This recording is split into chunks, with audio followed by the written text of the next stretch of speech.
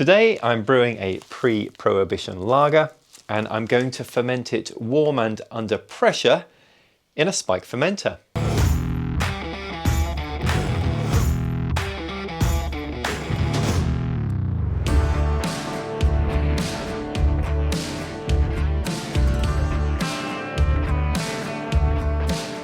My name's Martin Keane and I'm taking the Homebrew Challenge to brew 99 beers in 99 weeks. I'm brewing a lager. It has been so long since I've brewed a proper lager. When I first started out with the Homebrew Challenge, it's pretty much all I did, lager after lager. And then since then, it's pretty much just been ales. So let's get this mashed in. Now, when I say I'm brewing a proper lager, sort of. And this is all related to the fermentation temperature that I'm going to be using here. Now, lagers, as you probably know, are usually fermented much cooler than ales. That's because lager yeast works best at cooler temperatures, maybe 50 Fahrenheit, something like that. The thing with fermenting at lager temperatures is the yeast do take longer to complete their fermentation. So what I'm going to do today is try to speed things along. Look, I only have 2 spike fermenters and I'm brewing every week. I can't be having my beer sat there lagering away for too long. I need to keep things moving. So the way I'm going to do that is I'm going to ferment at a warmer temperature than usual.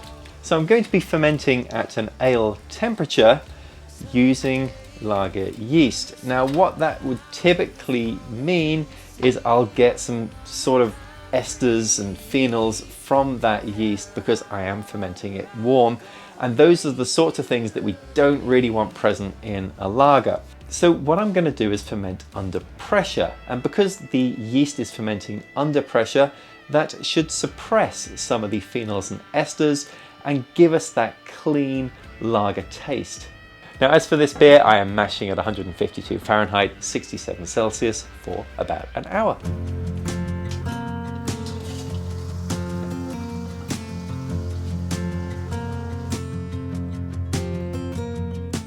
So how to brew a pre-Prohibition lager?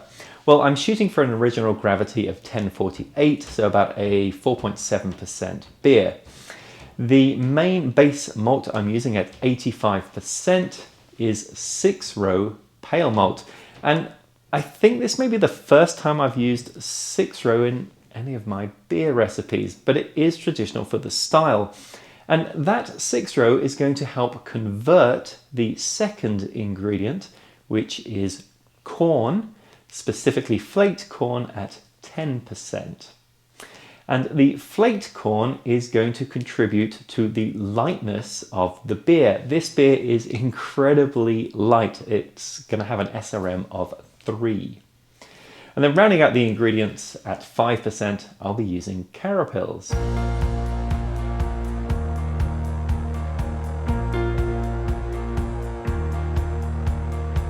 Now I have 2 fermenters here, both from Spike Brewing. I have the CF5 and the Flex Plus, and these are both pressure rated up to 15 psi, which seems like I should be able to perform pressurized fermentation fairly easily.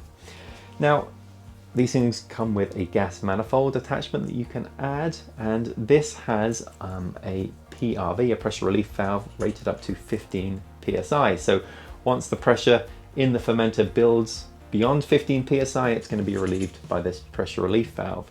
So perhaps one thing I could do is use this PRV as like my spunding valve, and once my fermenter gets above 15 psi, it would just bleed off the remaining pressure.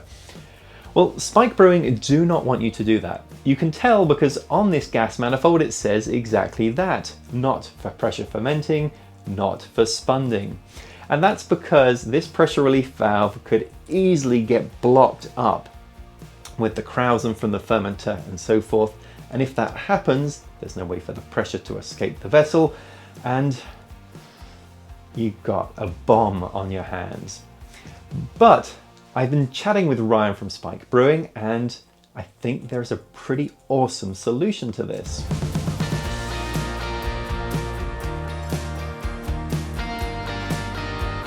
Now this is the lid that comes with the CF5 and the Flex Plus. You can see it's got the big hole here, the big port. This is where I put my cooling coil, and then it has one other smaller 1.5 inch port here for a TC clamp.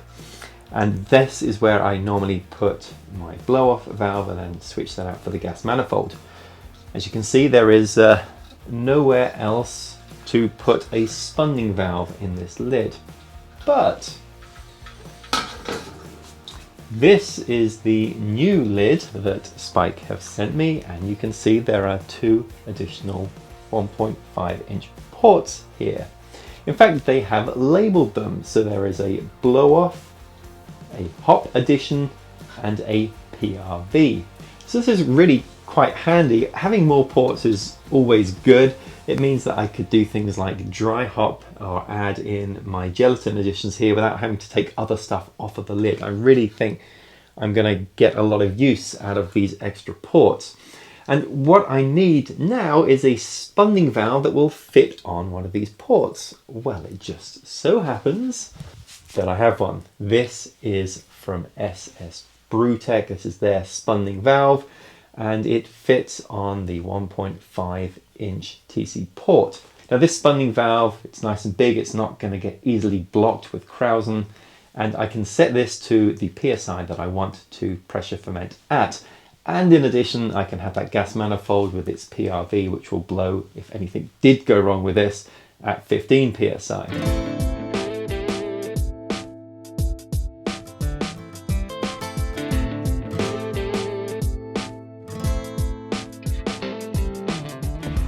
Now this is quite a hoppy lager. I'm aiming for an IBU of 36. Seems that the universal opinion on which hops to use is cluster. I'm using cluster for everything. This is, a really nice hop. It's got a high alpha acid content of around 10%, so it's great for bittering, but it also has flavors and aromas that are spicy, floral, and it says on the packaging here, earthy black currant as well. So I'm going to be adding this in at 60 minutes, then another charge of cluster with 15 minutes to go, and then the final charge of cluster at flame out.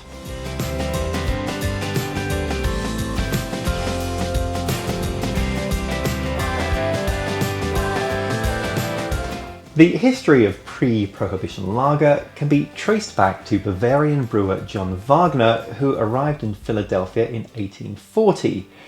John and his fellow German brewers found that US barley was often the 6-row variety rather than the 2-row that they were used to using, and as a result the beers came out gummier and thicker. Corn was added to get the beers back closer to the German lager styles. The beer style gained popularity, particularly along the East Coast, right up to Prohibition in 1920. After Prohibition was lifted, mass-produced lagers took over, but pre-Prohibition lager lives on, particularly among us home brewers.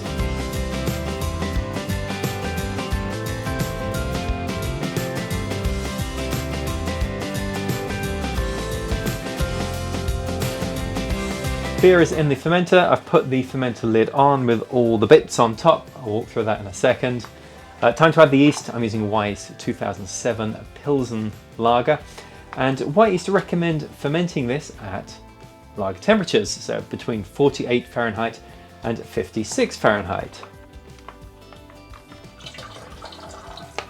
However, my wort is at 65 Fahrenheit, and that's where I'm intending to leave it. So I've got my gas manifold here with the pressure relief valve. I've got this port here, which I just blocked off, just blanked it out. And then I've got my spunning valve, and I've added some sanitized water into this. This will sort of act as the airlock. Now I'm going to add 10 psi of pressure. Okay, so that's 10 psi. I have the spunning valve currently fully closed, and I'm just going to open it enough so that I start to see some bubbles here, which would indicate that I will be spunning at 10 psi.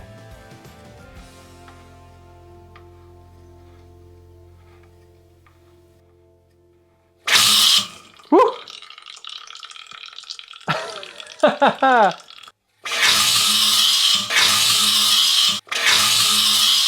happened fast. It's a very small amount of turning to go from nothing to explosion. Okay, I think that's about it. So I can just see some bubbles escaping. I'm just gonna tighten just a touch. Okay, that's it. So I'm at 10 psi and now no more bubbles escaping. I think if I go over that at all, we'll start to see some bubbling. So let's try that out. I'm gonna just add a tiny bit more pressure. Yep, and that's exactly what's happening. It's bubbling away, getting me back down to 10 psi. So as the fermentation happens and more pressure is created, it's going to be exhausted through this spunding valve. See how it works out. Jagged metronome of typewriter keys. A simple thought brings you to me. This is Norm, and this is very exciting because since the first time since the pandemic, we've actually better bring someone in from the outside. Fully vaccinated. It's great to have you in person as opposed to in the YouTube comments. Yeah. I've been looking forward to this. So let's see what we've got for you today. We have a lager. Let's take a look first of all at the appearance of this beer.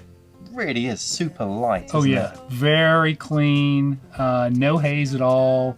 It's not. You're not getting a hoppy smell from it. It smells a little malty. Yes. Kind of like bready, if you will. Kind of like a baked good. Those are really good descriptors because I gotta say, if you actually put your nose in it and like kind of breathe it in all the way with your nose in it, you can smell all of those. All right, let's give this a try. Okay. Please. That's crushable, really drinkable. You could quaff it in big gulps. It's not one that you need to sip. It would be really good around a pool on a hot day because it's a sort of a refreshing beer. It's not particularly heavy. Yep. Yeah, this is one that would be easy to drink fast.